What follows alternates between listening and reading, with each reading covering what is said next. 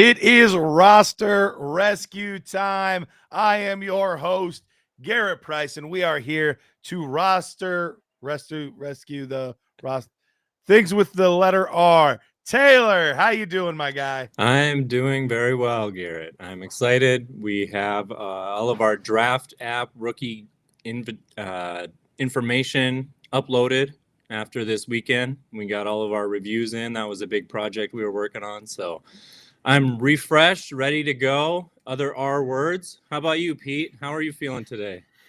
I'm doing great. Garrett, you have an aura around you. Did you eat Mexican food for lunch today? I did eat Mexican food for lunch today. That is 100% accurate. And you at just you. look extra beaming today. Look, there's something special that happens at sketchy Mexican restaurants. I don't know what it is, but it warms the heart. As long as that's the only thing it warms. I'm talking about hot sauce. Okay. Yeah. Okay. Good. All right. So we're going to get into it. Of course, if you've been tuning into the show for a while, you know how things work here. We take a look at different teams, different people's rosters, and kind of give them a little look-see and let them know, hey, this is what I would do. This is how I would fix this. This is how I would adjust. This is what I would trade for. If you want that done to your team, you can go ahead and submit a question right there. There's a QR code in the upper right-hand corner, but that's not the only thing you can do there. You can also say, hey, I just want a little trade advice. I don't need like my whole league, my whole team looked at. Just a little help on a trade. Cool. Put that in there as well. Or you could be like, hey guys, I want you to just shut up about everyone else's team. And I want you to talk about my team. And you can hit the nuke button. It will automatically propel you to the next thing that we talk about. And even if we say, hey guys, we've got no more time left on the show today, no more time for reviews, you can say, yes, you do. Nuke button, boom. And then we will get to your question about your league. So you have all of those options there and available at your disposal. Pete, what are we beginning with today, man? We have Cole's team. Side note, if you pay a nuke and you just want us to shut up, how much silence does that get? So a nuke button for just to mute us, more or less. Well, you have to play the intro music because people love that. They can jam to it, I think. So to hear that song for 20 minutes straight, maybe. Just the same song. It's a good jam. Over. As opposed to listening to the intro and restarting it when you feel like it. But anyway, Cole, side note, Seth, you just sent in a roster review. Your league name is not coming up. So if you can double check that and let me know if it is League of Legends, because I am not seeing that on this end. But anyway, back to Cole's roster rescue. All right, let's get to it. Cole, this is a 1 QB league, right? Right, Pete? Yep. All right. He just took over a team with an awful and by manager. One quarterback, I mean Superflex tight end premium. I'm sorry. Awesome. All right, Superflex tight end premium league. He just took over a team with a pretty awful manager that left the league. He traded Breece Hall for Devin Duvernay. What? I can't imagine any point in time in Devin Duvernay's career where that would even be like sort of close.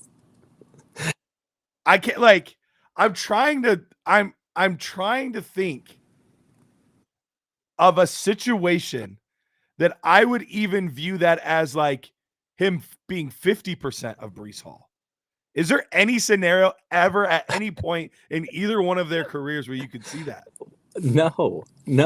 Even in the middle of Duvernay returning a touchdown for special teams in an IDP league and Breece Hall being injured, I cannot see that possibly happening. So we can tell that Cole is already trying to rescue this roster. So I can see that he needs some help. He's definitely up against it. You give away that kind of startup capital, and you're definitely going to be in an uphill climb, to be sure. All right. Superflex tight end premium. We have Geno Smith as our only real starter at the moment. We also have Will Levis, Aiden O'Connell, Malik Willis, and Josh Dobbs. Running backs, Chase Brown, Travis Etienne, Tyler Algier, Roshan Johnson. Wide receivers, Rashee Rice, Devonta Smith, Jalen Waddle, Keon Coleman, Cortland Sutton.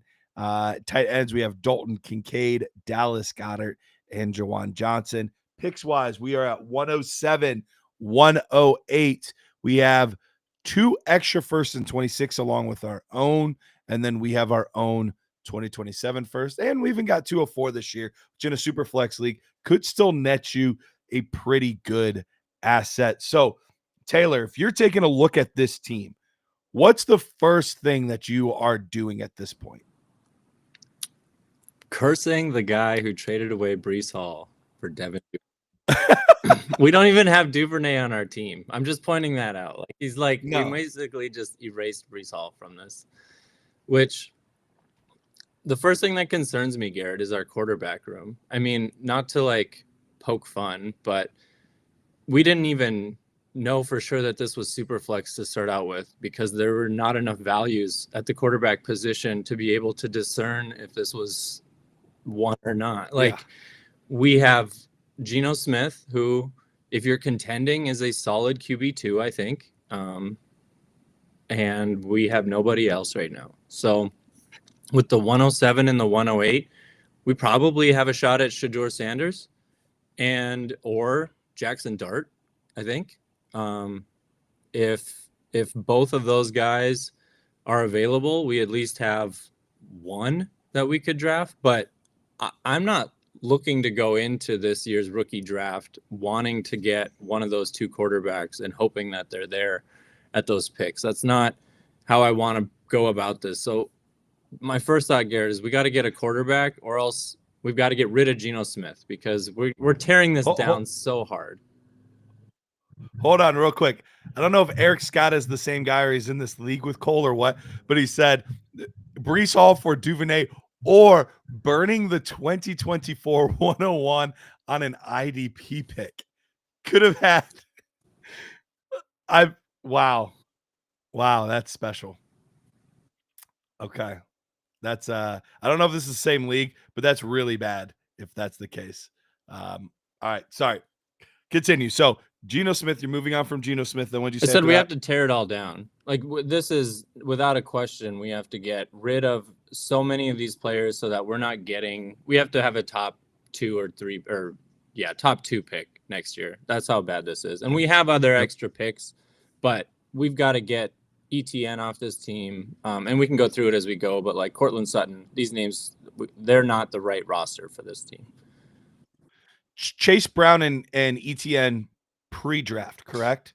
We want to get these guys off our roster pre-draft if possible. You want to. We can look around here. This is a league where a lot of the assets are distributed unevenly. So, like, if we want to jump, Pete, to the third manager there. So when we're looking for a quarterback, obviously this guy's got Jaden Daniels, Joe Burrow, J.J. McCarthy, Michael Penix. There's a quarterback there for us. We could be interested in any one of those 4 because they're young. They're arguably all ascending still. Obviously, the prices vary drastically between the top 2 tiered quarterbacks and then the bottom 2. But you can't go after the top 2. That you don't even have the resources to do it. I don't know if we have the resources to go after the next tier because just looking at this guy's team, his wide receivers are stacked for the most part. He's getting the 102, 104, 111 this year. So he's adding in 2 running backs, 3 running backs, 2 running backs, a tight end, 2 running backs, a wide receiver, whatever that is. I don't know what we're offering from our team to make them give up one of those quarterbacks, but I think that's maybe where we start, Garrett. Do you want to try and see what we could give this manager, even though they're going to be going into the draft feeling pretty good, having the 102 and the 104 with running back being their weakness? Yeah, I would say, I mean, you might, if you really believed in one of those two quarterbacks, McCarthy or Penix. You choose which one you like. I can see pros and cons for both of them. And you think that they are better than, and I think most people would agree with this, whoever the QB2 is in this class, then I would be open to just trading straight up 1007 or 108 that we have for one of those quarterbacks. I think that's a well-used pick to get yourself a quarterback asset. So I would have no problem doing that because realistically, they're not going to want much as far as wide receiver from you. What does this team have at wide receiver again? Brian Thomas, Puka Nacua, DK Metcalf.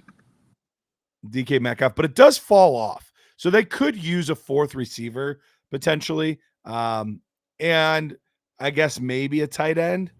So you could try to like finagle one of those things if you wanted to try to pair Jalen Waddle and Geno Smith to get one of those young quarterbacks. That's a worthwhile gamble. I don't love trading Waddle right now because I do think his value is going to increase.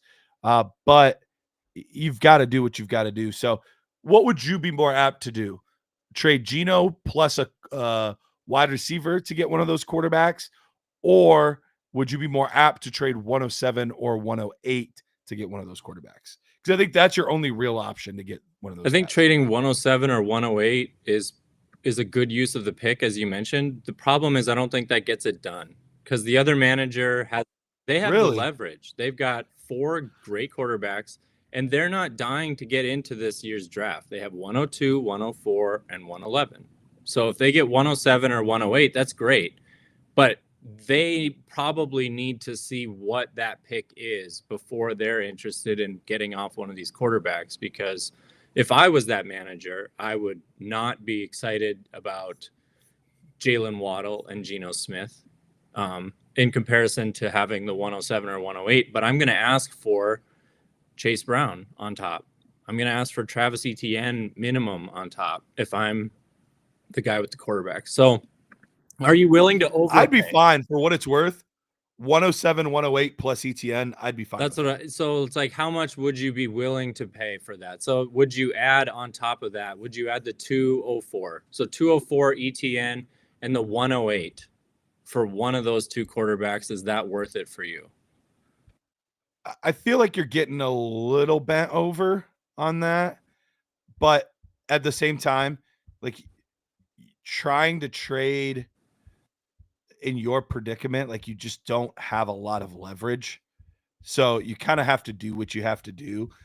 And I think it truly comes down to, do you believe in either McCarthy or Penix as a top 10 type quarterback for in the very near future? Like, I think that would be, that's the biggest thing, is if you truly believe in those players or not. Chase Brown, I've talked about it before, but I do think that there's a very strong likelihood they add somebody to that backfield in the draft. They've brought in a lot of running backs, one of them being Quinshon Judkins on a pre-draft visit, which would be a very, very nice compliment to Chase Brown. Like, they would complement each other very well, but that means a lot less touches than what we've been getting out of Chase Brown. So I think that's something else I'm doing is, can I get a 26 or 27 first for Chase Brown? You might be able to on the right team. Maybe. I could see possibly being able to do that on the right team. But at this point in the season, everyone's getting close enough to the draft that you kind of have to force them to move off of draft picks, or you have to hope that they've been paying attention and want the draft picks. Because I've run into in a couple of leagues where people are waiting until the draft happens, so they have no interest in trading for a rookie pick right now because they.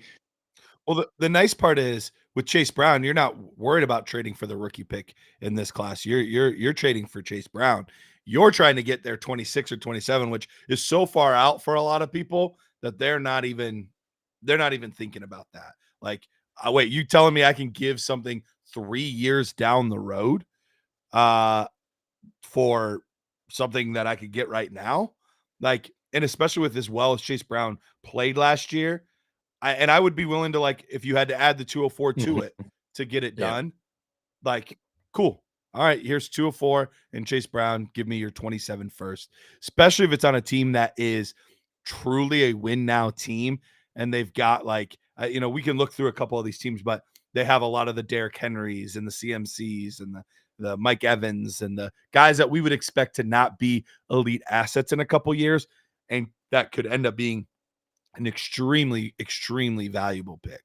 Jose, if I pay the roster review, will it be hosted here now? Or how does that work? Yes, Jose. So there are times where we have to cut it off and say we don't have enough time in this show to do any more roster reviews. However, I think we were only at 4 or 5 so far.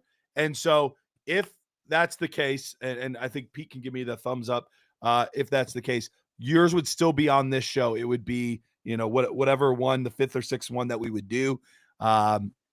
And then unless there are nukes that place theirs before yours, which automatically catapults you to the top, we discuss your team next. But yours would still be guaranteed to be on today's show no matter what. And Pete did say we are good to go. Yeah, so now that the house cleaning is I'm really actually concerned about this roster, Garrett. I think we got to help Cole a little bit more because we lost essentially, what would you say, 15% of the value off of our roster just in a terrible trade.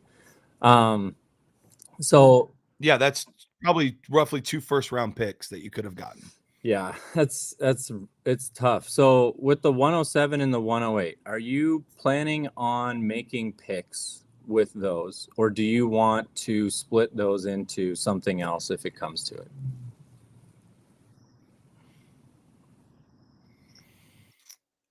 Say that again. So if we have the 107 and the 108 going into draft day, with this roster, are we happy adding 2 players in that range, or should we be looking to split those into a future first and something, or a player? And I'd be looking to see, like, if I'm really in love with one of those tight ends, then I'm fine adding one of those guys. But outside of that, I'm really not super interested in adding a running back at 107, 108. The receivers, I don't think that there is a big difference between a receiver that you're going to be getting at 107, 108 versus a receiver that you could get maybe a little bit later in the draft. So I would be more apt to say, like, all right, if you want 107, cool. I will trade you your 202 and your first next year for 107 or something along those lines is what I would be ideally looking to do. Yeah, I think so too. If you can split those into 2 future firsts and, the 112 and the 202 or whatever that is, that would be ideal. But I'm with you that I'm okay making 1 pick, but I'm not going to pick a running back. Like, not like that you should go into it. If Judkins falls to 7, I think his value there, you can move him again. And if you're an active league, like, it's worth taking the best player available no matter what. But if Right. you're looking at multiple options there, I'm skipping the running back. And we're guessing Travis Hunter's not going to be there. In some leagues, he might be. We'll see. There might still be people with trepidation if he doesn't come out on draft day and say, I'm solely a wide receiver. There's still a chance he might fall to that 6, 7, 8 range. But if he's not there, I'm gonna move off those picks. Did you see Robert's comment? He said Hall for Duvernay is a bold move. They must have had cousins as parents. Quit making fun of my dad and mom, I guess. It's a better deal. Goodness. Well, I wouldn't have done that. Let it be known, I would at least need a 2025 third on top of that. There you go. Get that magic third on top, baby. You needed Luke McCaffrey in the deal instead of Duvernay. That's right. Give me the 4th receiver on the Commanders, and it's a deal. Okay, the last thing I want to say, De'Ami Brown is off the team right now. He's wide receiver 3 behind Zacchaeus, man. There you go. I want to leave Cole with one last thought. It's take a list, write down all these players, draw a line through the guys you do not want to have on your roster at the start of the season and at the start of the draft. If you have 3 guys that you say, you know what, Travis Etienne, Cortland Sutton, they are definitely going to lose value after this NFL draft, then go out and trade them. Go out and send offers to everybody with them in it and see if you get a counter, see if anyone wants to give you 2 seconds, whatever it looks like. But you have to be active with this roster. And I think that starts with deciding what you want to keep and what you don't, and then doing everything you can to start making moves. Because the more you wait with this roster, the further behind you're going to fall, because all these values are going to start decreasing in the next, well, it could be the next couple of weeks. It could be a couple of months. There's only guys like Rashee Rice, Smith, and Waddle that I really feel great about after this season even. So good luck to you, Cole. Sorry you're in this spot. Hopefully this helped you out. Absolutely. All right, next up, who do we got next? So, Pete? quick question really fast. I want to hear your guys' thoughts on this. The chat question of today was, will Cam Ward ever have a top 5 quarterback finish in fantasy football in his entire career? Will he or won't he? A career is a long time. It is. I think he's a talented enough quarterback that even if he's not an elite asset, that'll hang around for a long time. And most quarterbacks that play 10 plus years sneak into that top 5 at some point. They just have one, like we saw Matt Ryan do it a couple times. We saw like Matthew Stafford do it. We've seen, just if they're a halfway decent quarterback, they tend to find a way. Did Goff ever do it? I know he was close. I don't think I so. don't know if he ever officially did it, but I know he was close. I know he's been at like 6 or 7. So I'm going to say, just because I do think he is a capable quarterback and I think he'll have decent career longevity, I'm going to say yes. If you were to say multiple top 5s, I would say no. Okay. But I think sneaks in once, I'm going to say yes. What do you think, Taylor? Well, if we put it on the likelihometer, I'm going to say it's about 4.75. It's got to be quarter points. So just under 50. So the reason why I say that is because I don't know if he's going to be in the same kind of a field like the guys you just mentioned were in the past, where there was some pocket passers that had a chance to make it in that top 5, some guys that weren't getting as many rushing touchdowns or looking to get first downs with their legs, because now we've got so many more quarterbacks that are doing that. So we have Kyler, we have Justin Fields, we've got Jaden Daniels. I mean, Baker was 4 this year. Baker was 4 Goff this year. was Joe 6. Burrow was 3. Goff was 6, so it was I don't close. think Ward is going to do it in the next couple of years, and I think more quarterbacks coming in, unless things change, we could see things shift. But I think we're getting to the point where if you are not going to be running for 400 yards, you might not have a shot at that top 5 spot before long. We'll see. Sweet. We'll see. We will see. We've got a couple doing it now. We'll see. So it'll be close. Oh, Baker. I did not realize this. I keep saying Baker is quarterback 4, which is not inaccurate, but that's just because that's how Fantasy Pros lists it. He and Joe Burrow had exactly 381.8 points total on the season. And they played the exact same amount of games. Okay, So it what's must their have been points the per game? 100th. Are they third? 22 and a half. Third when you, yeah. Man. Yep. That's 2 of them. I don't know if Cam Ward is at Joe Burrow or MVP's version of Baker Mayfield, but we'll see. I mean, he's the number 1 overall pick. So if there's a guy that has a chance to do it, you would think it would be, a number 1 overall pick, just like those guys were. But we'll have to wait and see. Okay. So, Martin, to answer your question really fast, I would draft running backs, trade for a tight end if you're trying to compete this year.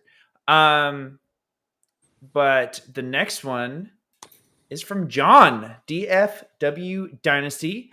It is a Superflex tight end premium league. So here it is. All right. Superflex tight end premium for our guy, John here. It still says Cole in the roster rescue for some reason. But yeah, if we get that switched. His quarterback situation, Superflex tight end premium. We have CJ Stroud, Trevor Lawrence, Derek Carr, who you might not have a third quarterback now. Some reports came out about his shoulder. We'll have to wait and see. Kirk Cousins, Jameis Winston. We've got Devon Achane, Breece Hall, Kyron Williams, Tyrone Tracy, Blake Corum at running back. At wide receiver, we have Amon-Ra St. Brown, Puka Nacua, Garrett Wilson, Jackson Smith and Jigba, Rashid Shaheed. Love what they did with the wide receiver room there. Got rid of all the unnecessary fluff. Tight ends, we have Cade Otton, Cole Kmet, Hunter Henry. Picks-wise, though, not a lot here. Not a single first-round pick between now and 2027. We do have a few seconds in the future. We do have 303 and 310 here. So, looking at this squad, right now it is third in dynasty mode. Can we switch to contender mode real quick, Pete? Contender mode, we are still in third place. So, this is a true, always a bridesmaid, never a bride type team at the moment. We'll switch back to contender or dynasty mode. But looking at our situation here, we have a very strong wide receiver core. You've got 4 guys that could all finish as wide receiver ones this season. You've got Rashid Shaheed, who has quite a bit of upside in his game. We're lacking a bit in the tight end department. Let's go ahead and scroll back up, Pete, towards the top here. Quarterbacks, we find ourselves in kind of a tough spot. CJ Stroud, Trevor Lawrence, and then we don't officially have a third guy. So right now, kind of behind the 8 ball at quarterback, to be honest, even though CJ Stroud is viewed highly. Remember, he was not a quarterback one last year. He's not getting Tank Dell back, and he's not getting Stephon Diggs back. So unless they add a big-time receiver in the draft, which is possible, they could. I don't know that it's necessarily overly likely, but it's definitely possible. There's not a lot of great receiving options on this team at this point. And Trevor Lawrence is in a much better situation, but he's disappointed us over the past few years. So what this looks like to me, and Taylor, I'm curious to get your thoughts on it as well, but what this looks like to me is this looks like a team that is good enough to constantly get 3rd through 5th place, where you're going to kind of keep being right there, but you're just going to have a hard time competing with the top teams. Because right now, you're going to be every single week, you're going to be outmatched at tight end. Most weeks, you're probably going to, especially against top tier teams, you're going to be outmatched at quarterback. So you're already down 2 of the 4 positions. Running back, it's a good group. I like this group. So you have a pretty solid group, and you've got a great wide receiver group, which the wide receivers are going to keep you in it. But this looks like a team to me that I would heavily consider go into the season with this team and see, does CJ Stroud bounce back? Does Trevor Lawrence take that next step with a guy like Cohen? If that's the case, and my quarterback situation sorts itself out, now I feel much better about pushing for the title, because you know your wide receiver group is going to be awesome. Devon Achane's still in a really good spot. Kyron Williams is still in a really good spot. We'll see about Breece. He makes me a bit nervous, but he could end up in an amazing spot depending on if he's traded or what could happen. So there's a lot of risk in those 2 positions. However, the opposite could be true as well. You could get into the season and, oh, this is big. John just told us he does not have to start a tight end. But it's still premium. Start 9, but it is still premium, but you don't have to, which helps quite a bit.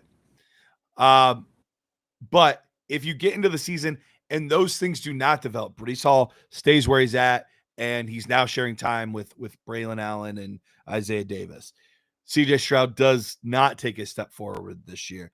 Trevor Lawrence is still kind of that same quarterback 14 type guy that we've seen over the past few years. If those things tend to be true, and let's say the Dolphins draft somebody to complement Devon Achane, you could find yourself in a spot where you're with a team that's like, I mean, I'll probably make the playoffs just because my receivers are so good. but I don't have a real shot to win it. So for me, let's look at both angles of this, Taylor.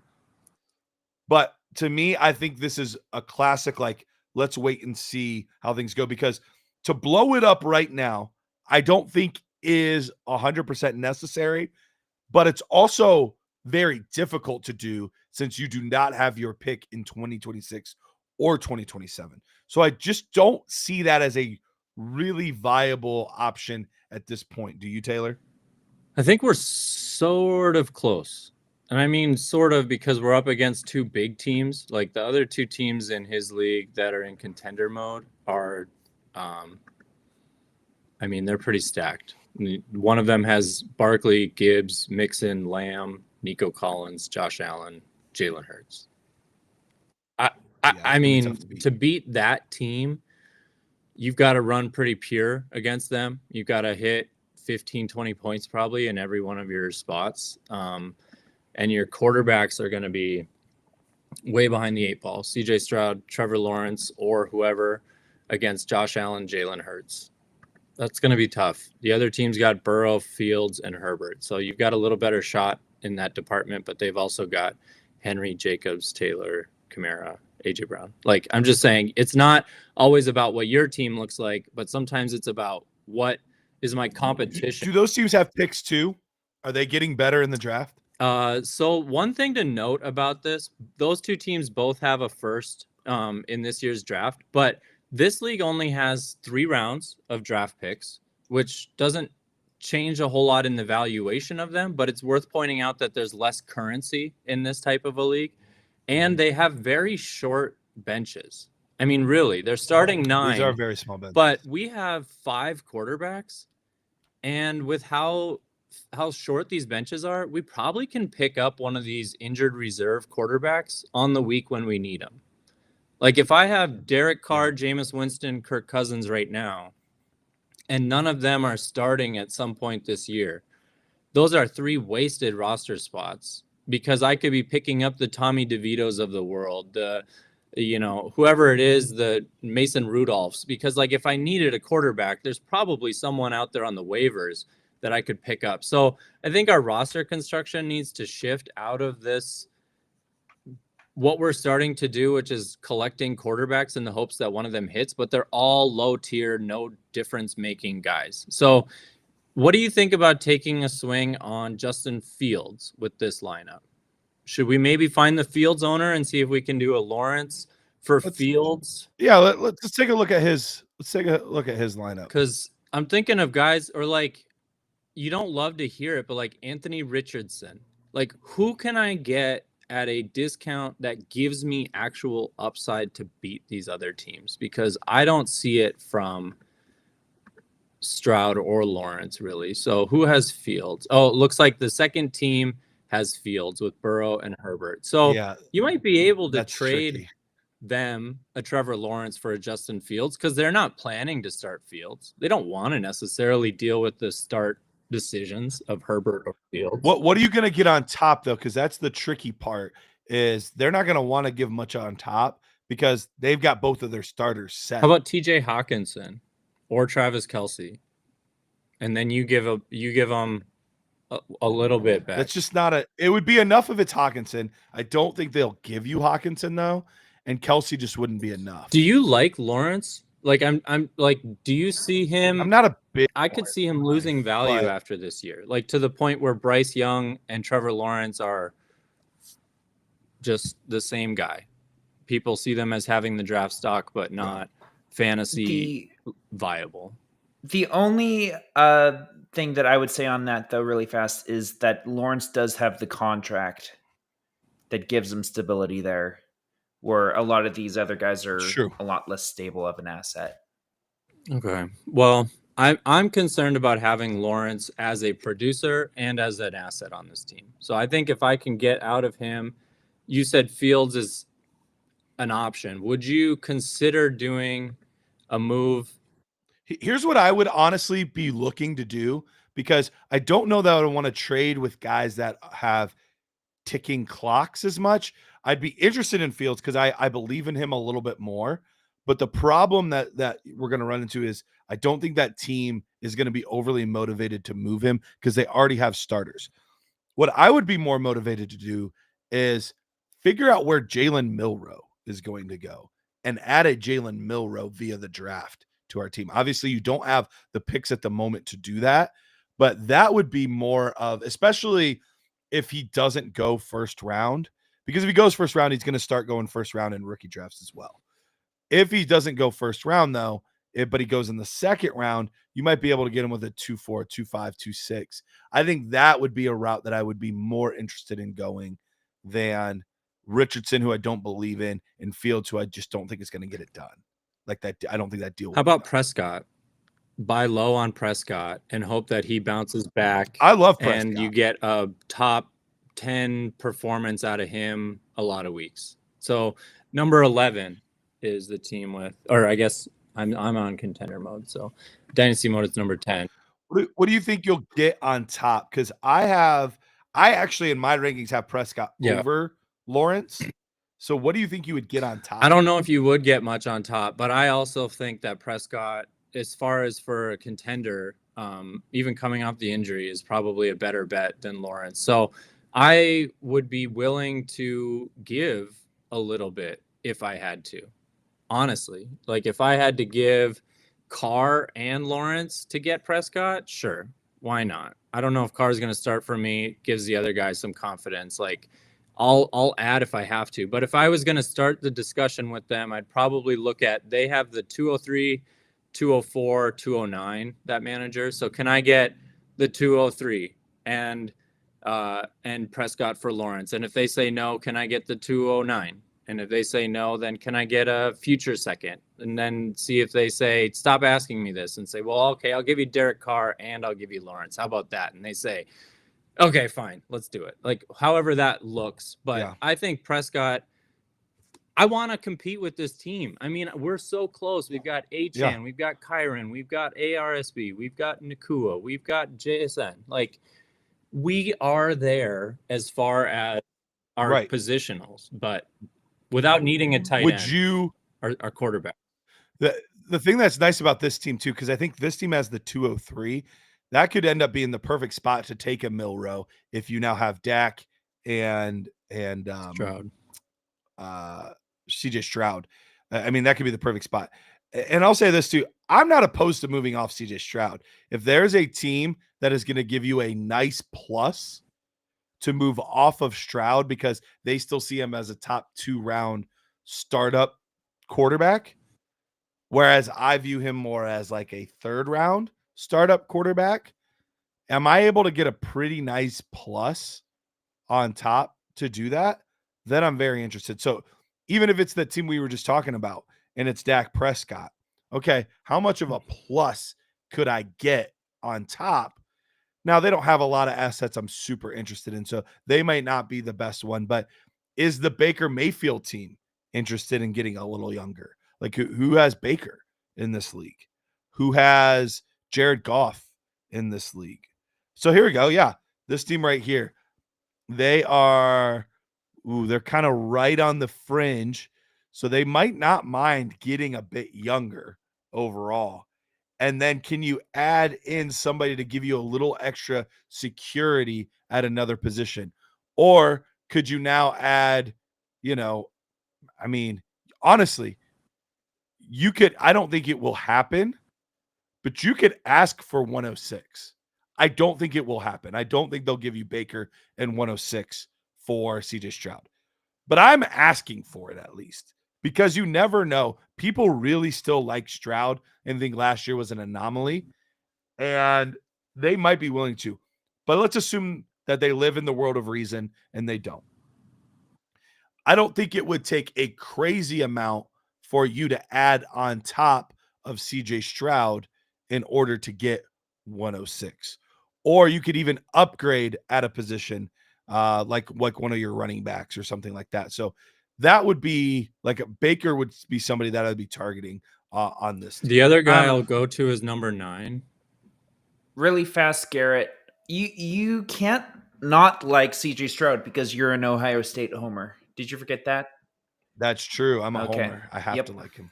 So Brock I Purdy. forgot. I appreciate that. Thank I you. like Brock Purdy Yeah, he falls into more that too. than I like Lawrence. By a bit, actually. I know one is the number 1 overall pick and one is literally the last pick. So it's like you couldn't be further apart in draft capital. But as far as like stability in their offense, the playmakers that they're going to have moving around, and just the overall friendliness of the scheme for like their fantasy profiles, I think I would rather have Purdy than Lawrence, and I would be willing to go either way with that. I'm not looking to give up anything on top, but I would rather have Purdy than Trevor Lawrence with this team, as far as like trying to win this year and next year and not worrying as much about 4 years from now. So Kyler Murray, Brock Purdy, I think you could get either one of those for CJ Stroud or Trevor Lawrence if they're willing. And if not, can I move Carr and Cousins to this team for their 202? Like, I'm going to this manager because maybe they want a third quarterback, maybe they want to upgrade a quarterback. But in my eyes, I don't know about you, Garrett, Murray and Stroud, for production's sake, who do you think has a better 2025? Murray. And no that's doubt. where I'm like, make the trade with this manager. Whatever. I mean, don't be making crazy values, but this guy's got better quarterbacks than you've got, and I think your value's on your side. So Absolutely. All right, John. Appreciate you, man. Hopefully this gives you some good ideas to upgrade this year. Worst case scenario, you get into season, things don't go your way. You have tons of assets to have a blast blowing this thing up because you'll be getting first round picks for Stroud and Lawrence and all your receivers. I mean, you wouldn't even need to trade most of them. You could do somewhat of a soft rebuild and keep a lot of those receivers still, trade a lot of the running backs, and just add a stupid amount of draft capital. So you definitely have an option there. just to point out, Pete, where'd you go? Oh, never mind. He Lost disappeared. him. Man, I'm always here. Sometimes I don't want to see my face. What's up? It's just I don't know. I was gonna point out one last thing to our viewers, and now it's all gone. I don't know. It disappeared on us, so that's all right. I was just gonna say you don't have to pull it back up. You don't have to pull it back up. But one of the guys in his league. Okay, you pulled it back up. So No, it's the wrong league. all right, it doesn't matter. But someone collected. They have 10 firsts between 2026 and 2027. So this league has. Dang. It's not unusual to have leagues where there's some real good contenders, there's some super tankers, and then you find yourself constantly contending but never able to get one of those top picks. So I hear where you're at. I think if you're going to tear it down, though, that's going to be tough because that other guy's got like literally the whole 26 draft right now. But yeah. All right. I like 27 better anyway. So Didn't even need it. all right. All right, let's get to our next team here. Who we got? We Pete? got Adam. 10 team, All right, 1 quarterback. Adam. All right, this 10 team, 1 QB coming off his first championship ever in Dynasty. Congratulations. Nothing better than winning a ship. This league is going into year 5, and I'm just looking on how to go back to back. I think I need to upgrade my running back and QB depth, possibly convert multiple quarterbacks to tier up. League not advanced yet. My picks are 106 and 110. I think I should go running back at 106, then Ward or Warren at 110. All right. So taking a look at this squad here. At quarterback, we've already scrolled. Justin Herbert, Sam Darnold, Anthony Richardson. A reminder, it is a 1 QB league.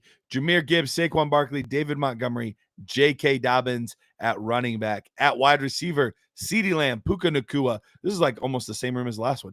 Garrett Wilson, Jackson Smith and Jigba, Terry McLaurin, Adonai Mitchell. Tight ends, we have Mark Andrews, his backup, Isaiah Likely, Cole Kmet, and Bretton Strange. Picks-wise, he just told us it's 106 and 110. So coming off a title and having multiple first-round picks, that's a rare feat. Usually the team that won it only has their own pick, and if they have any more, or if they've moved anything, they've moved their pick for an asset in the future. So the fact that you have draft assets is pretty impressive. Lorenzo, thank you, man. Appreciate it. We're working hard over here, doing the best that we can. So with this team, obviously one quarterback, Justin Herbert, very solid guy. You don't have to worry about that position. I know that you talked about maybe trying to trade multiple guys to tier up. If somebody is willing to say, hey, give me Herbert, Anthony Richardson, and Matthew Stafford, if your league is willing to do that to get you to the Joe Burrow tier, cool. Like, that's amazing. Most 1 QB leagues, you're kind of just, you got the quarterback you have, unless he's like a dud, and then you try to go search for somebody's backup. But I wouldn't be worrying about quarterback in the least. I think you're totally fine in a 1 QB league. Your wide receivers, you've got good depth here. It really does come down to your running backs. You mentioned 106 and 110, nabbing a running back at 106, and at 110 getting either Tyler Warren or Cam Ward. I have slight hesitation in the draft strategy. Here's why. One, I think at 106, with it being a 1 QB league, there's a very good chance that the main 4 running backs are gone. I don't know for sure. Somebody could really love Tet and really love Travis Hunter, and so you might still get Quinshawn. I'm not banking on that at this point, though. Also at 110, especially with your situation, I'm not touching quarterback. I'm not worrying about quarterback at all. So what I would prefer to do is I'm taking 106 and I'm taking 110, and I'm talking to 102, 103, and 104. And I'm saying, hey, what does it take to get up to those spots? Because I think that is what I need to secure on this team. You're good enough at all the other positions, especially wide receiver. And your starters are sexy at running back. Absolutely sexy. That being said, J.K. Dobbins, we cannot trust at this point. And David Montgomery, basically, this puts you in a situation where if one of those guys gets hurt, David Montgomery or Jahmyr Gibbs, you're fine, because the other guy will just get more work. But if it's Saquon Barkley that gets hurt, you're in a tough spot then. I would really like to, on a championship team, have one more running back that I feel great about. So that's the main direction that I am heading, is focusing on that. What about you? What say you, Taylor Christensen? I don't hate our quarterback room. I think that having Anthony Richardson is actually a really nice option for a one quarterback. Yeah, I mean, you're not going to get anything for him, so you might as well have him on your team. You never know. He might end up being a top 5 fantasy scoring quarterback when he's in the game, and if he sits because his performance is poor, you don't have to start him. So I don't hate having guys like that. I think Herbert, the way he's been rushing under Harbaugh, maybe if they get, another explosive threat in the backfield, or if they can open it up even more in the passing game, he might continue using his legs, and he might get you 300 rushing yards on a season. So I think that you're okay. I hear what you're saying about the running backs, Garrett. I agree with the trade in theory, but it does look like Adam has a trade on the table. I don't know if we want to. Yeah, I just saw I don't know that. if we want to touch on that right now, because it does involve our picks and it involves a running absolutely back.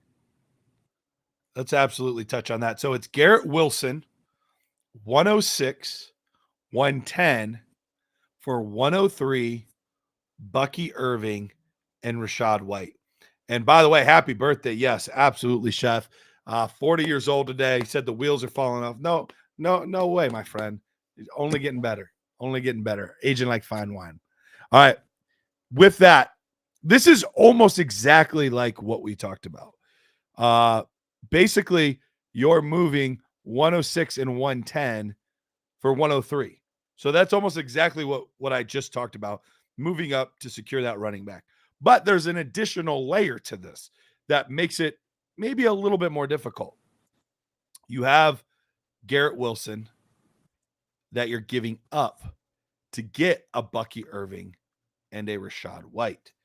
That's where this gets a little bit hairy for me. In theory, I understand it, but it's tough to give up a guy with a 1-year track record for a guy that I know everyone's like, well, Garrett Wilson hasn't been amazing. He does have 3 straight 1,000-yard seasons regardless of the quarterback. And we know that his ceiling is bonkers.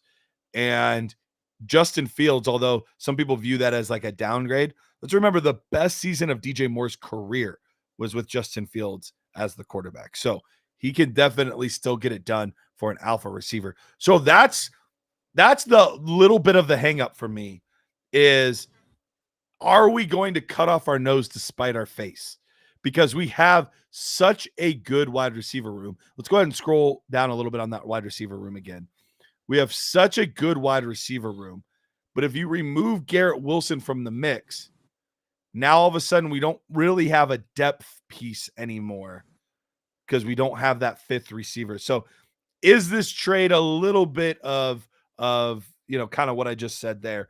Is it enough? Is it not enough? What do you think there, Taylor? I don't hate it.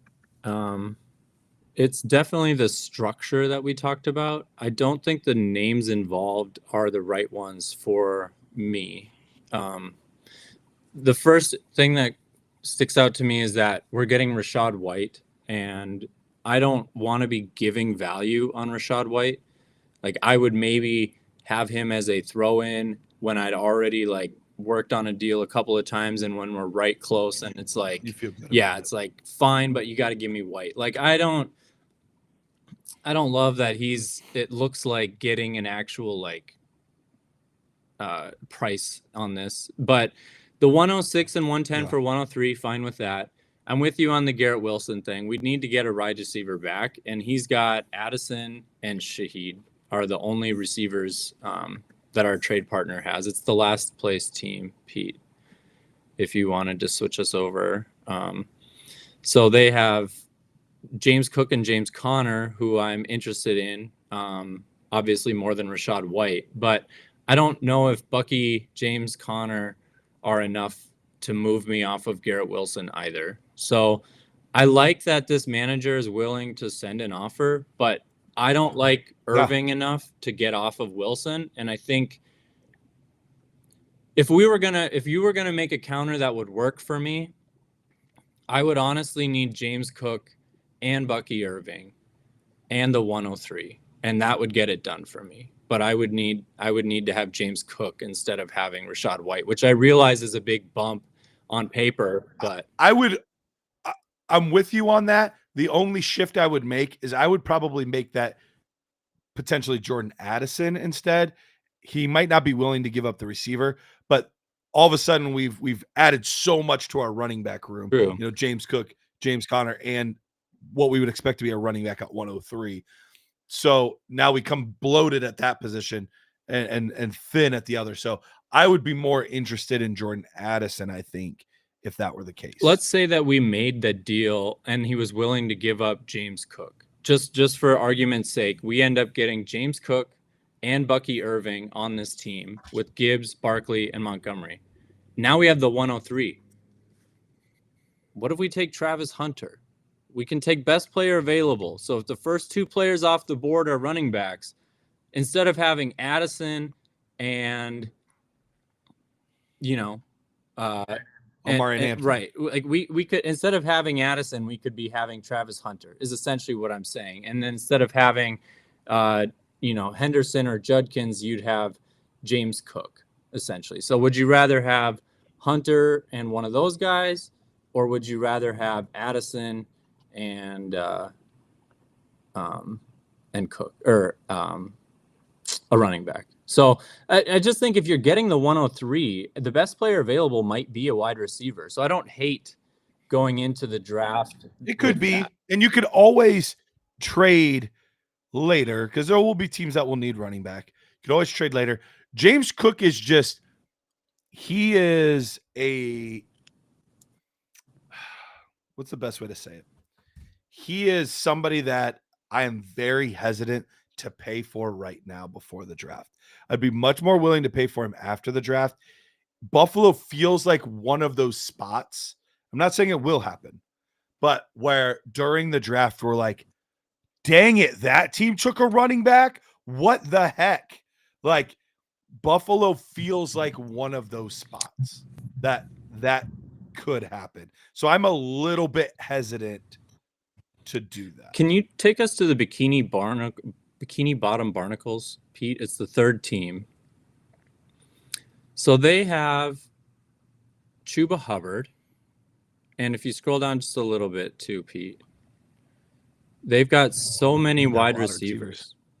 So Dang. what if we looked at tearing down from one of our wide receivers or tearing up from McLaurin using draft capital with this team? I like getting Chuba Hubbard and switching out a wide receiver if we could do that with this team. Would you be willing to trade Puka or Garrett Wilson for McConkey and Hubbard? We have Herbert. McConkey and Hubbard for who again? For either Puka or Garrett Wilson.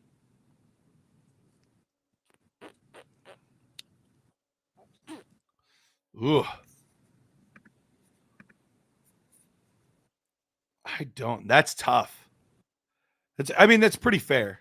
That's pretty fair. Austin, I'm guessing he's the one that owns the 103 here. So he said, I guess I'm just keeping 103 then. Trade it for 106 and we'll 110. Make the 106 110 deal. Don't try to get Garrett Wilson in the deal. unless you want a roster review, then maybe we'll see what we can play both sides. Play both sides of the fence. Oh man. No, at the end of the day, I would be fine with that.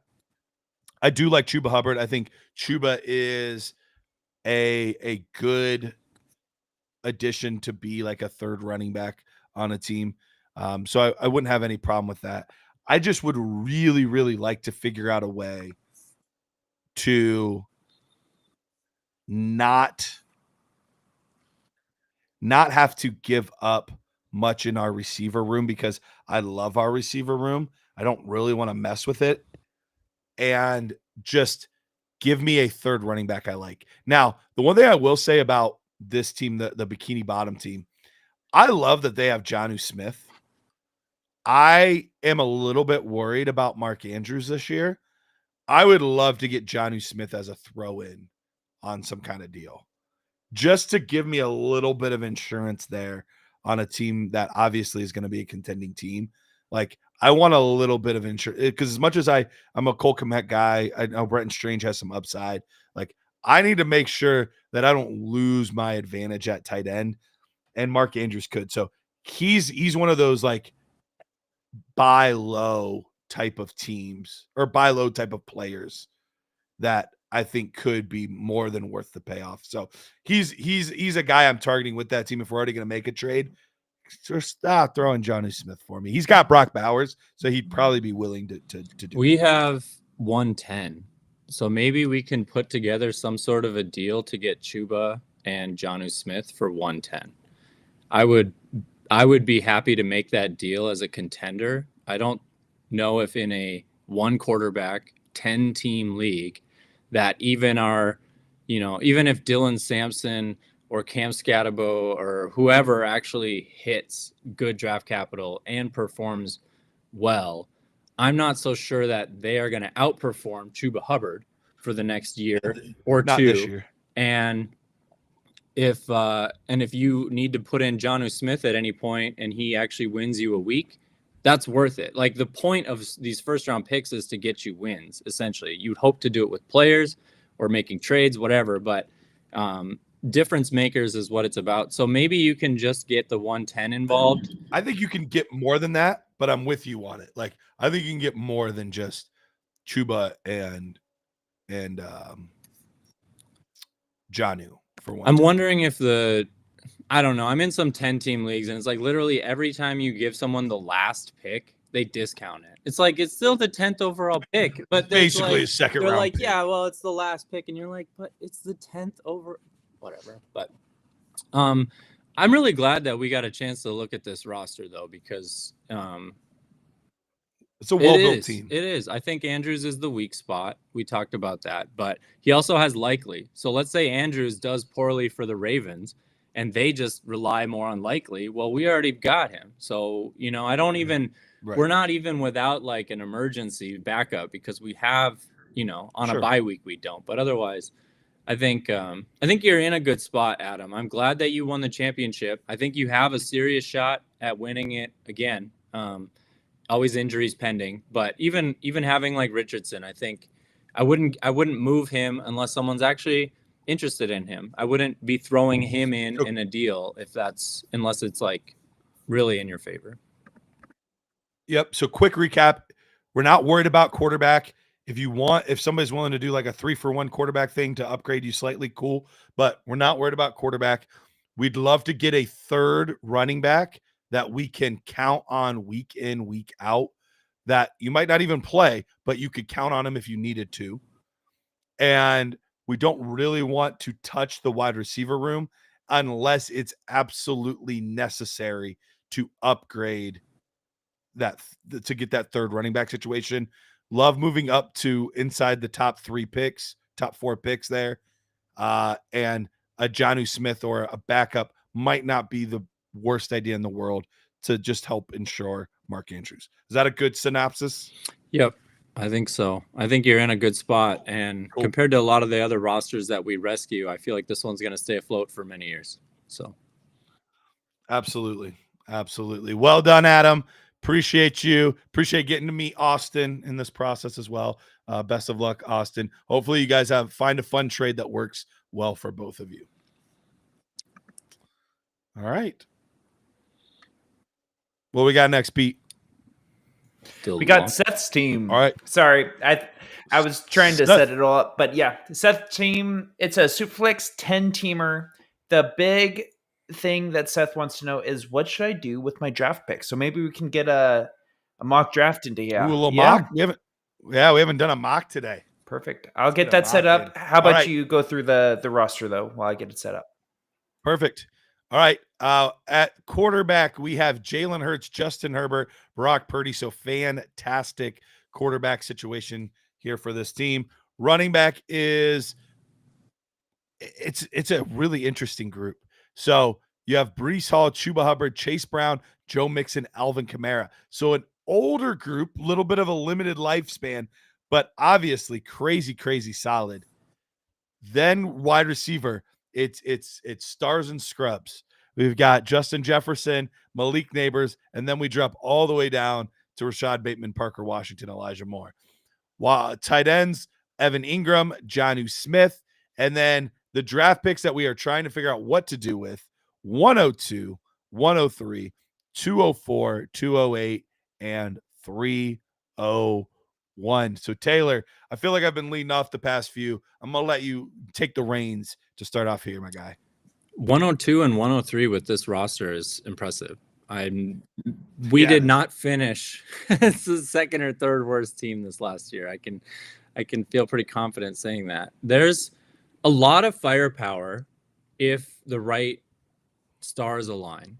If Malik Neighbors is able to produce at the level in which he's capable, you've got 2 top 5 weekly wide receivers here. I love that. Running back wise, plenty of firepower between Mixon and Kamara. Breece Hall and Chuba are actually more like your RB2s in this setup, and those could be RB1s on a lot of other teams. So the only thing that I'm really wondering about here is, can we get younger at the position for running back, or can we find ourselves a solid wide receiver 3 without giving up one of those first round picks? Because we have the 102 and the 103.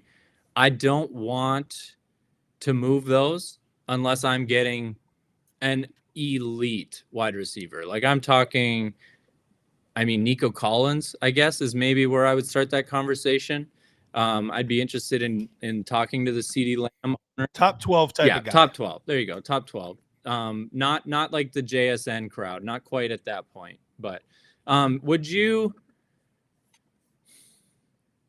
would you want to move any of our running backs? I think I'm fine having Chase Brown on this team. Like, I mean, I'm not relying on him. And if we come out on the draft and he's still a starter, like that benefits this team versus selling early. Yeah, I think you could play it a little more fast and loose with Chase Brown. Like, I'm putting it out there and I'm seeing like, thanks, Keith. Have a great day, homie. I'm putting it out there saying like, hey, for the right price, Chase Brown's available. And just see what the offers are. If somebody's like, hey, I'll give you 109 for Chase Brown, I'm like, please and thank you. But if I'm getting like, I'll give you 2-2 for Chase Brown, all right, I'll just hold on to him and we'll gamble. We'll see if it works out in our favor or doesn't. So I'm with you on that. I would have no problem, especially knowing that we have 102 and 103, saying like, is there a way to take the bounty of running backs that I have and upgrading one of them like to a higher tier guy? So like, can I take, just for an example, is there a team that has a Saquon Barkley? And I can take Chase Brown, 103, and Joe Mixon. Would you do something like that? So team 9, Pete, is the one with Saquon Barkley. Okay. I like that. I like when the team with the older elite producing running back is near the bottom of dynasty value. That tells me that team is hopefully willing to move off of him. So Saquon Barkley and dropping down. Ooh, this could be a great Terry team McLaurin, to trade with. Look at those old receivers. Stephon Diggs. Give me one of those 3 guys. Give me Cup, give me Diggs. I'd rather have McLaurin, I guess, but them and Saquon for what were we saying? The 103 Chase Brown and Joe Mixon. 103 and Chase Brown, and does that get me Stephon Diggs and Saquon Barkley? I don't think it will. Saquon's just valued so highly right now. Yeah, this manager maybe not as much. We could see. We never know. But the manager with Saquon has no 2025 firsts. We also like what's our pick situation again? Let me see our pick situation for my guy Seth here. So we don't have our 26 first, but we do have 204, 208, and 301. That could be one of those picks, could be the sweetener on top.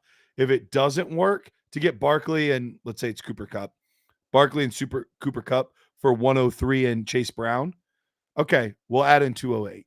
Like that could be the sweetener that maybe gets that deal done. I'm definitely going to that specific manager and asking them, are you looking to get younger? Would you like more running backs? Maybe they'd rather split Barkley into Kamara and Joe Mixon and the 103. And now all of a sudden you're giving up 2 of your top running backs in that 103, but maybe you can ask back for McLaurin and Njoku or something like that. So I would talk to them and see what direction they want to take their team, because they also have no real quarterbacks. I mean, they've got Murray, but that's it. And so they might be looking to blow it up. And you might be able to be the first one to make that deal. And if you can push someone into a rebuild, you usually get great prices because people are like, okay, I got to get this going. I'll start here. And as soon as they feel like that's a good price, then they're willing to hit accept. So see if you can push this guy into a rebuild and offer him one of those first round picks and see how far you can get with Barkley. But honestly, Garrett, you might be able to get, I think you might be able to get one of those running backs and the 103 and get Saquon. And I think that would be a home run move for this roster. Yeah, I would absolutely love that. But let's say we decide to sit pat. None of these deals materialize. People aren't wanting to make deals. Let's pull up the old mock draft machine and see how we would do with our picks. The Mac draft. Yep. All right. We know Ashton Genty's going 1-1. In this scenario, do we take our favorite of Henderson or Hampton? I'm truly fine with either one. But then let's play the game that on draft day they announced Travis Hunter, wide receiver, Cleveland Browns. Let's say that's the scenario. Do we take him 1-3? Yeah, I think so. Assuming that we didn't have three so as well. first-round running backs. If we have 3 first-round running backs, Yeah. I think there's a different conversation because Henderson and Hampton with first-round draft capital are so valuable.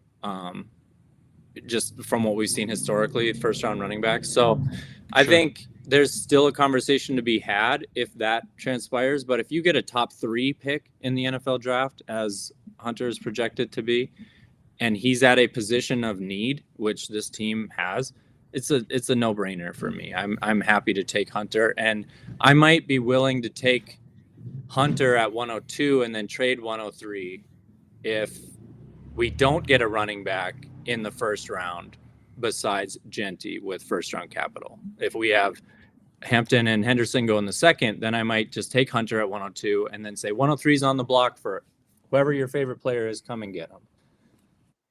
Yeah. I think the most likely scenario at this point is definitely Hampton in the first. So let's go ahead and go with Hampton and Hunter for this scenario, assuming that they both get the draft capital and the designation that we hope. All right, so we see all of these. This looks pretty chalk. Yeah, I'd say that's about. Oh man, if we could have gotten Colston Loveland at 2-4, It would have been nice. that would have been a very nice scenario. All right, so here we have Cam Scattaboo, Caleb Johnson, Jackson Dart. Which he. Oh no, it's one quarterback. It's super flex. It's one quarterback. It is super, is it super flex. flex? So honestly, it would be Dart's ADP right now. I feel like is not quite showing where he's probably going to go in the draft. So Loveland, I think that's correct. Would be here.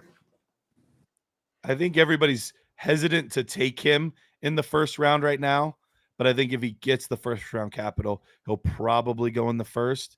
But I don't know. We saw both Penix and Bo Nix go in the first round last year, and you were getting them at 2-3, 2-4, 2-5, 2-6, 2-7 True. in your draft. That's true. So, but we also had 6 quarterbacks go in the first round, so that was part of it too. Is the supply was just so high at the quarterback position last year. This is a 10-teamer, so this is actually like 202 as well. So there's a good chance that at 202 you would still have. That's true. Dart, especially because like we expect Caleb Johnson to probably go earlier. I feel like as a brand, Dynasty Nerds is maybe a little lower than consensus on Caleb Johnson, so it's a good chance he could bump up into the top 14 picks for other leagues. So, Yep. Yep, absolutely. Who would you take here, Taylor? Who do we have at wide receiver still? We were only able to see a couple of the names. No, not on our team. Sorry, in the draft. Like yeah, who's available? So Trey Harris, Jaden Higgins. Yeah, so Trey Harris. I like Noel a lot. Noel. I like Wills. I think I'm sticking with running back, and I'm probably just gonna go with.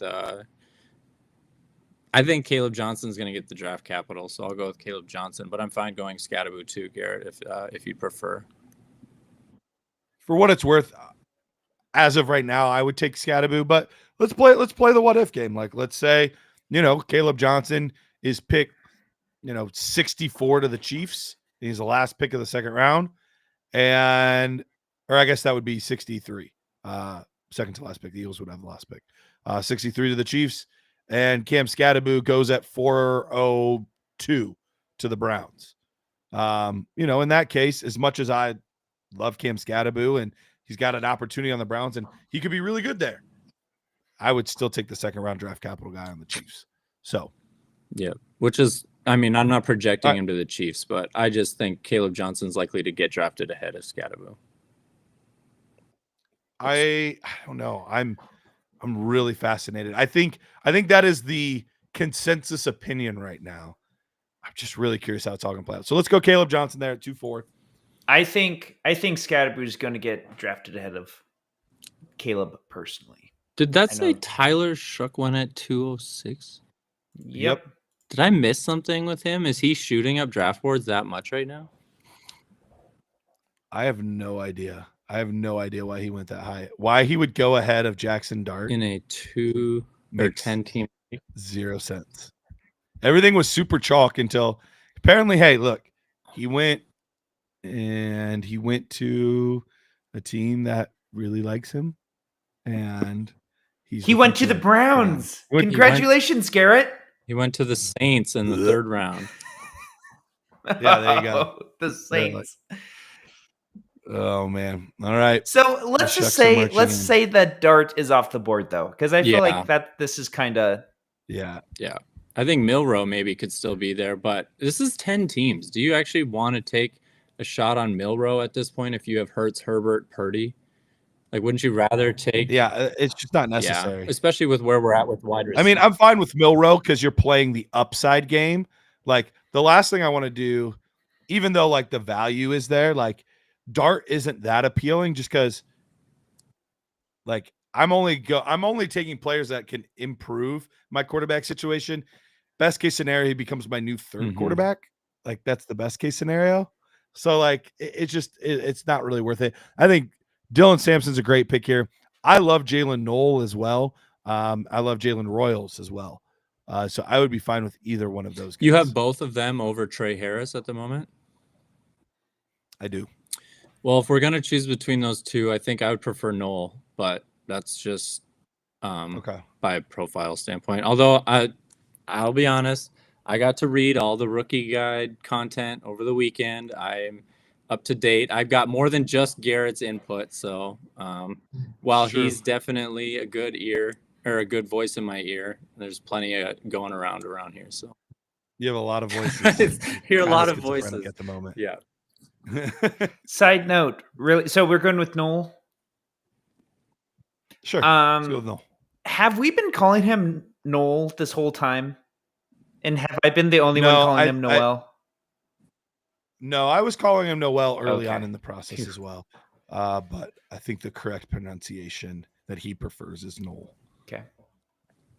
And last pick. Who are you going here? 301. I mean, there's still a lot of good players. Do you have Beck over Harris? I did have a slightly higher score on Besh than I did Harris, but I think at 3-1, I'm going for ceiling, not floor, and Harris has a much higher ceiling, so I would be totally fine going with Jack Besh there, or yeah. It's like I agree with you up until the last part. Yeah, no, I'm with you until you said the wrong name. Perfect. Okay, awesome. All right. So you add Trey Harris and you add Knoll, Travis Hunter, and Hunter to this wide receiver room. Do you feel like you need to go out and get a veteran right away, or are you willing to see how those three guys, with Harris being a little more pro ready, Hunter expecting him to get on the field immediately?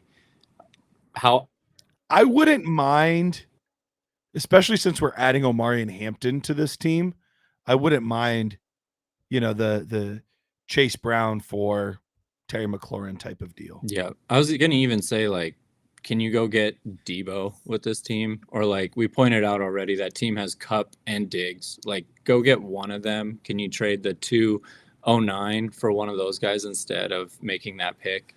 Trade the 301 and the 209 for one of those guys. Even if it's Diggs, I'm okay with that, given that this roster is so deep everywhere else. We're probably...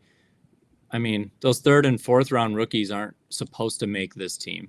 They shouldn't be starters. Right. So. Right.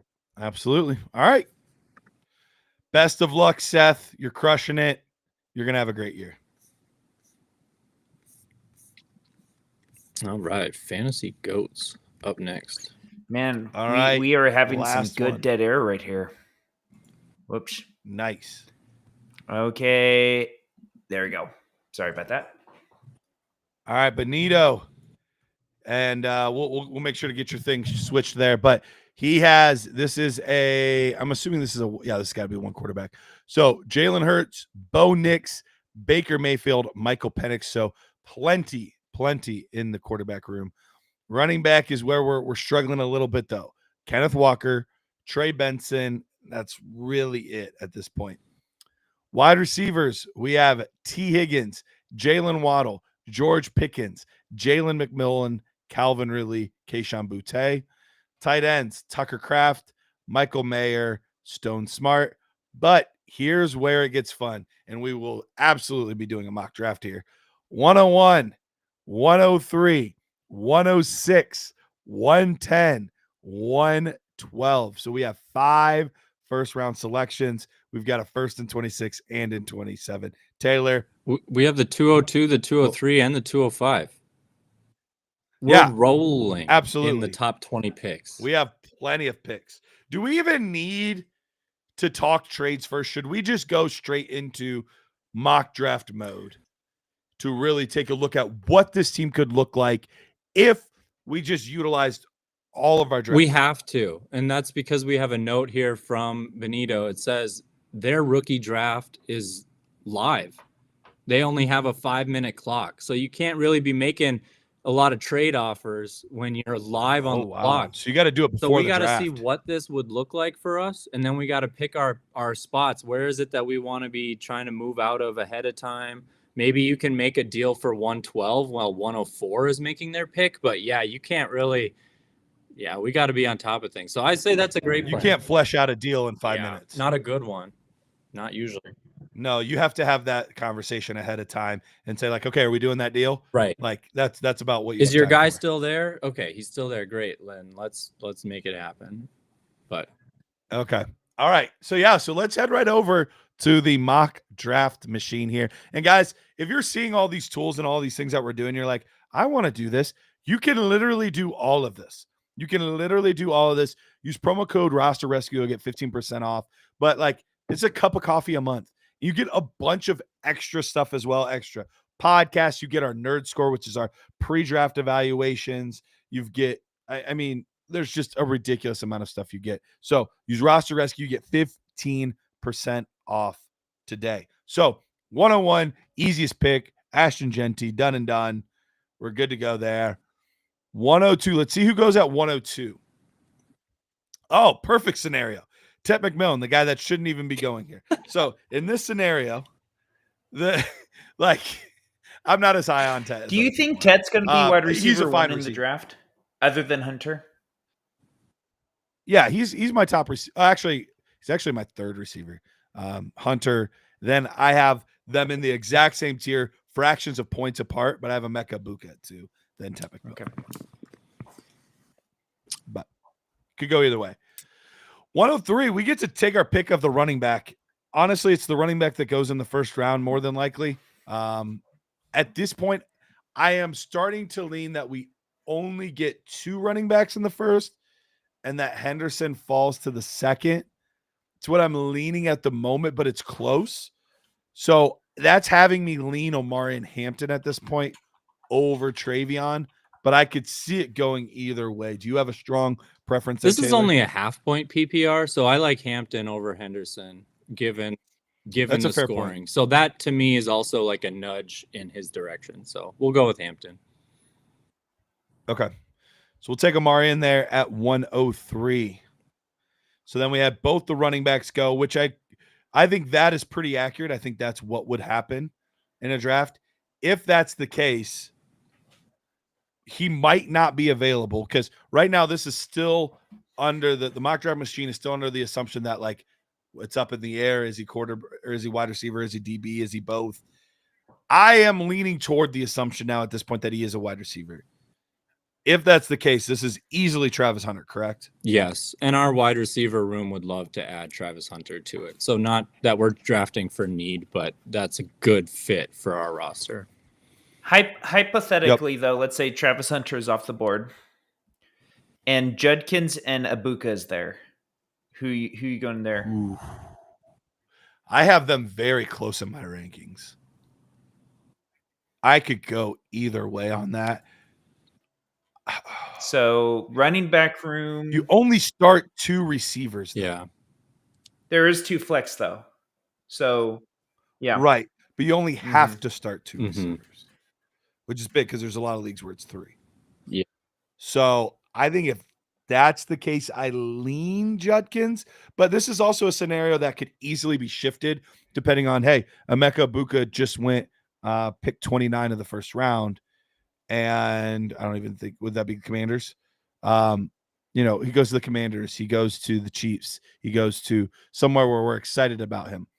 And Quinshawn actually falls to 301, you know, and he's in Tennessee. Like, that would easily sway me toward Emeka Buka over Quinshawn. So, but the opposite could happen. They could literally be taking a pick apart. One pick gets picked at 2.9 and the other gets picked at 2.10.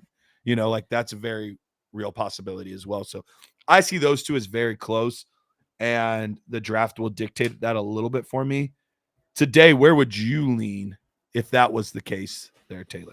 So I'm probably going to go with Judkins in this case. Again, half point PPR, so a little bit of a drop down from Ibuka, who's going to be more of a reception monster than like Correct. You know, Nico Collins take it for What a big 200 play guy. yards. So I think I would be willing to go with Judkins in that situation, as assuming there's not 2 rounds in draft capital difference. But I wouldn't be shocked if Ibuka went to the Steelers.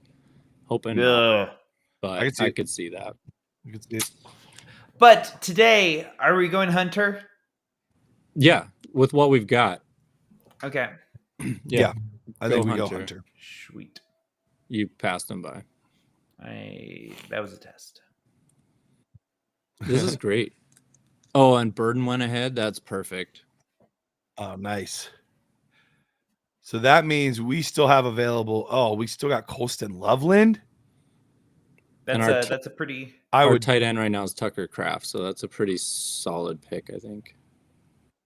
Yeah, and I like Kraft. I'm not against Kraft at all, but I want to maximize my chances of having a high end quarter or a tight end. So I think it's easily Loveland for me. But yeah, and I would have taken Loveland over Luther Burden, to be honest with you. I would have too. And now we've got 112. Is it time for the booth? Oh wait, Cam Ward is still on the board. PPR, so we have Hurts. It's just one quarterback. We have Hurts and Nick and Mayfield. Okay. So we're probably yeah, we definitely don't need quarterback. Good without him. Yeah, I think it's the booth thing.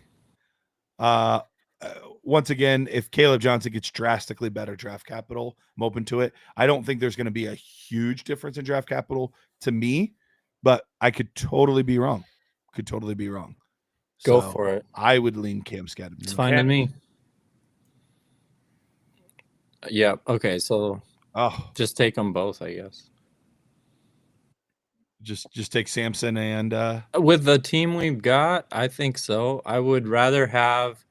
I guess the question comes down to, would I rather have Dylan Sampson or the next best available wide receiver, which we've already discussed would either be Trey Harris, Noel, or Royals. So with the team that we have, I know we've added some already.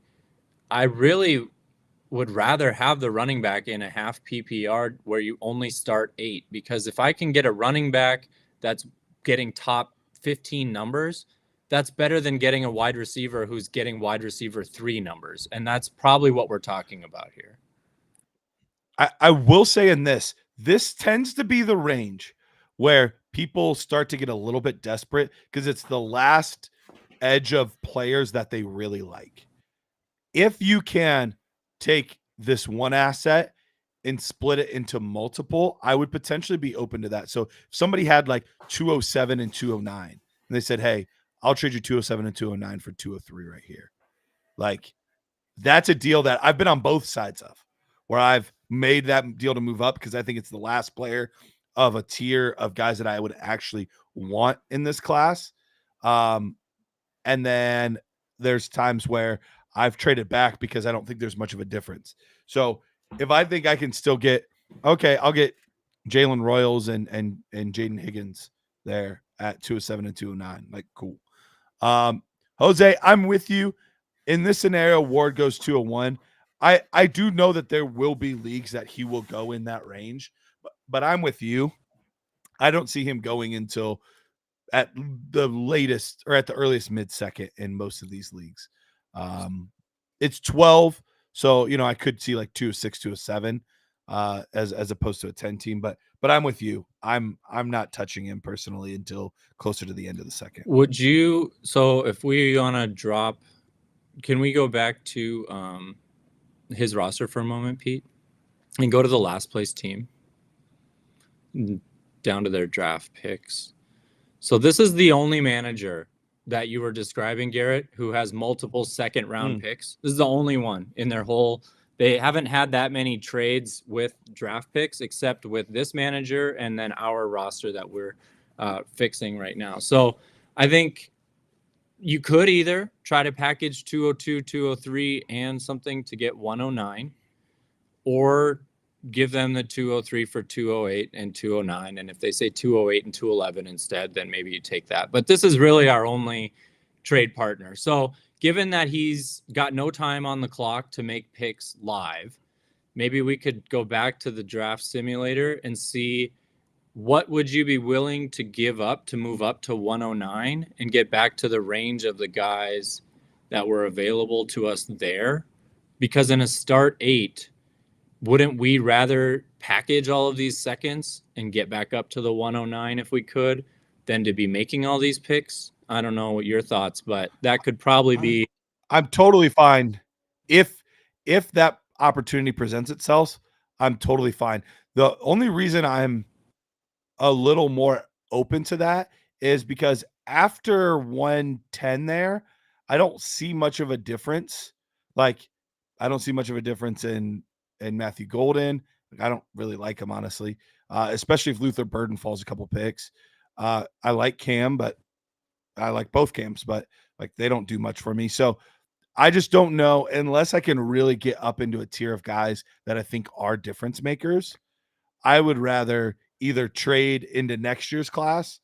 Like sometimes you can trade like, hey, I love 2 guys right here. I will give you my first next year for 202 and 203. Would like, okay. So they have 105. Would you want to move up from 110, 202, and 203 for the 105?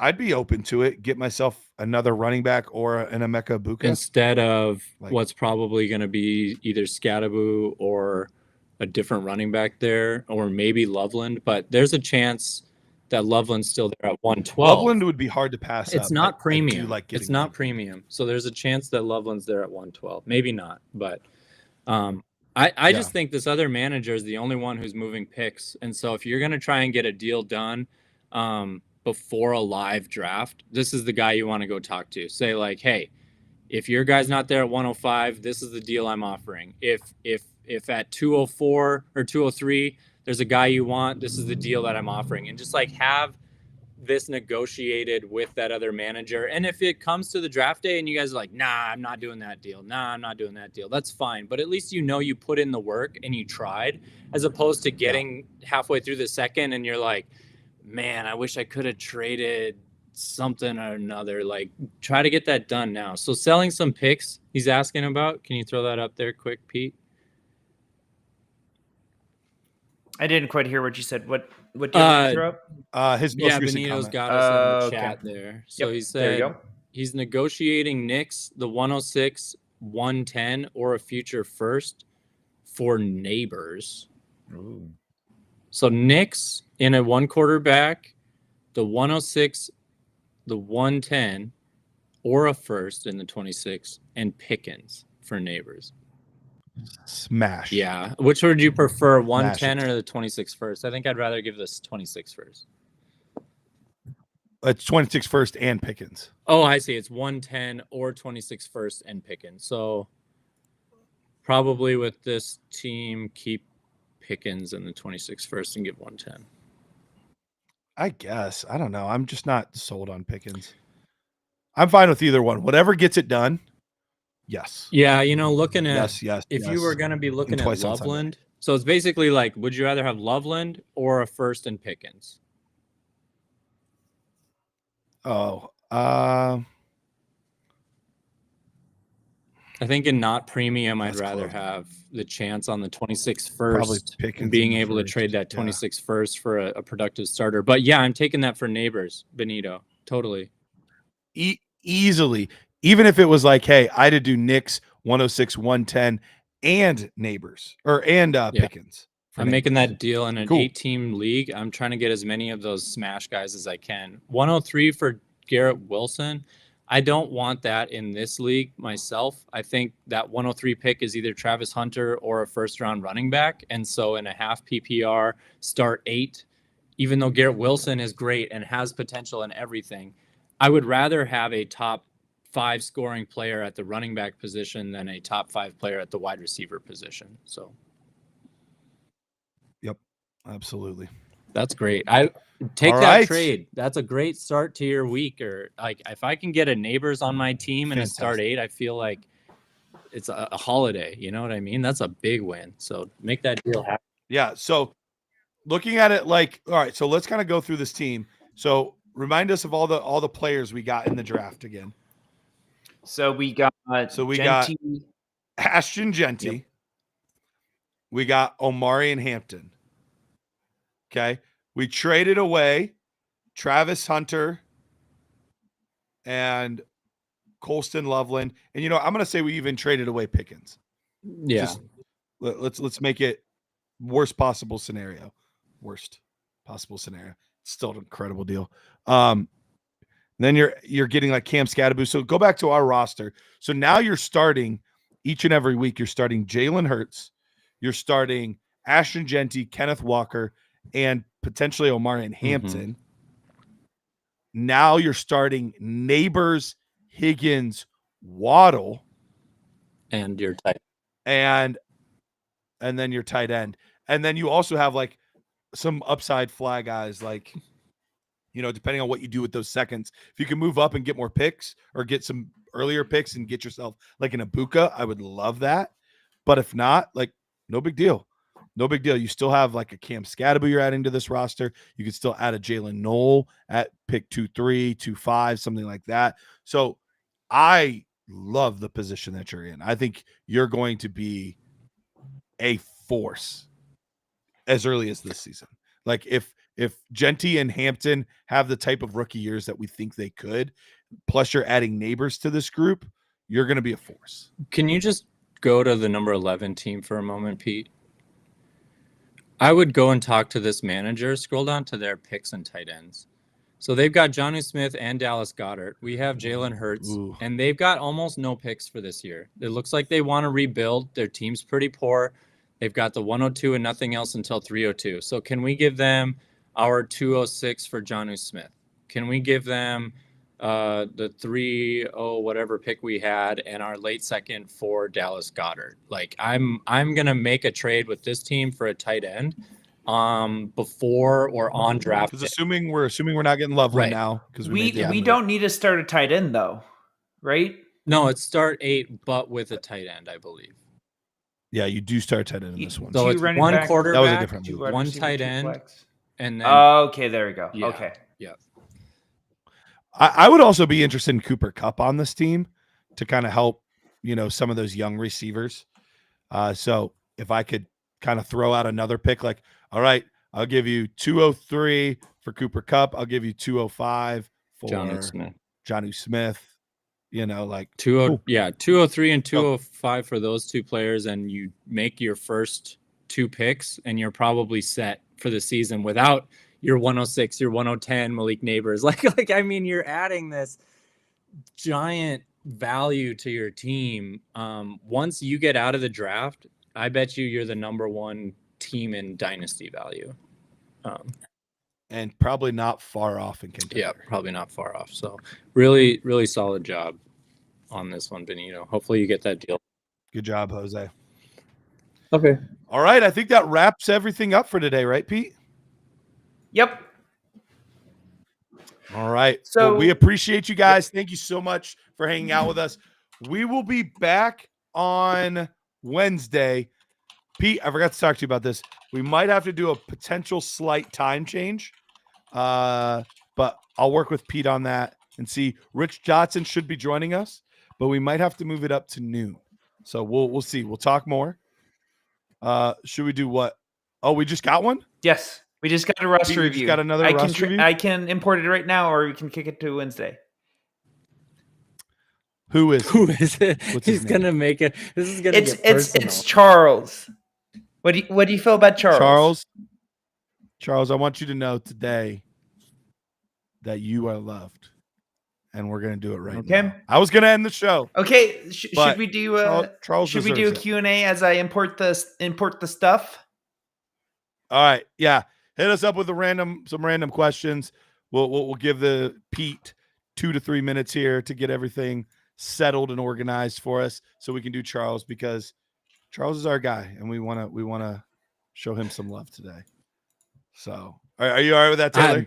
Fine with me. I'm just curious, like, who's on your blacklist? Like, I'm wondering how many teams could have been mentioned, and you'd have been like, nope, not that person, not that person. But if his name was, I met somebody one time named Gareth. Oh, ooh, that's tough. And I kind of feel like naturally that's my enemy. Like it feels like a parallel universe version of me. Mm-hmm. So if his name was Gareth, I would have said. Was it Gareth Brooks? But Gareth Brooks. But basically any other name I was going to say yes. It's like the version of you that doesn't eat broccoli.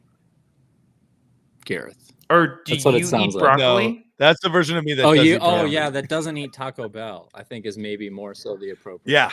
There Gareth you go. Doesn't like Taco Bell. Oh, that's evil. That is absolutely evil. Justin has a good question for us. He said, is Mark Andrews worth an early second in tight end premium? It is. Mark Andrews is a very big risk reward guy right now. We've been seeing the trend for Andrews, and it hasn't been a great trend. But we've also seen what he can do when healthy. So I would say for me, if you are a true contending team, that tight end is the only area you're worried about. And when I say that, I mean you have Ashton Genty, Bijan, and Barkley at running back. You have Lamar Jackson and Jalen Hurts at quarterback. You have Amon-Ra, CD, JSN. Like you're stacked, but that is the one piece that you're like, I just am not sure about it. Then yeah, I would be willing to give the 202 or something like that. Are you technically winning that trade? Maybe not, but I think it's absolutely worth it. Yeah, I don't think I'm gonna make that deal before I'm on the clock.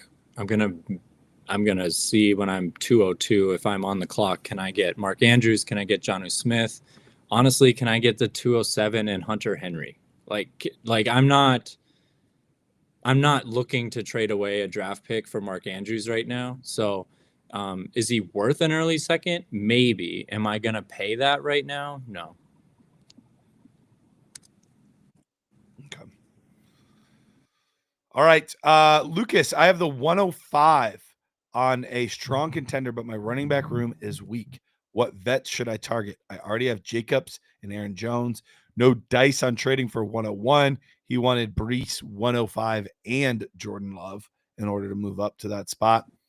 Rest of my team is Love, Stafford, Neighbors, Amon-Ra, Brian Thomas Jr., Nico, Adams with Andrews at tight end, Superflex, full tight end premium. So, Taylor, what vet are you trying to target? And are you going to use the 105 to do it? It's a tough call. I think the 105 could be a really solid running back selection. So what vet can you get with it? I mean, I'm not going to do a 1-to-1 probably. I want to go out and get Derrick Henry and a plus. Can I get Derrick Henry and a future first? Absolutely. Can I get Derrick Henry and a young starting wide receiver instead of the 105? Can I get Christian McCaffrey and a 27 first for the 105? that's what I would want to do is, can I go get one of these older guys who's super likely to be, productive when they're on the field? And can I still insulate my 105 with a future first so that I'm keeping an asset? I don't want to necessarily do 105 for James Cook or 105 for Breece Hall or 105 for Kenneth Walker. Like, I don't want to buy the youth of those players. I want to get bottom tier dynasty value, but maximize the production. So Joe Mixon, another option. Not as sold on him as the other two names, but I wouldn't hate Joe Mixon and a future first and maybe a tight end or something like that. All right, Pete, I know we're trying to get things ready. It's looking like we're having some technical issues on our end. So, Charles, we will make sure to get yours done. You will be the first one, assuming no nukes. You will be the first roster that we rescue on Wednesday. Is that correct? Yeah. For some weird reason, it's not transferring over quite right now. Okay. All right. We will get yours done very first thing outside of a nuke on Wednesday. With that wraps up our roster rescue show. Appreciate all you guys. Make sure if you haven't already, go like this show and go like our YouTube page. I know it's silly and it doesn't seem like a big deal, but all of those just give really good signs to YouTube that hey, these guys are dope. We need to show more of their stuff. So really appreciate you guys. Have a great week. Charles, appreciate you being cool about it. We'll make sure to get yours as soon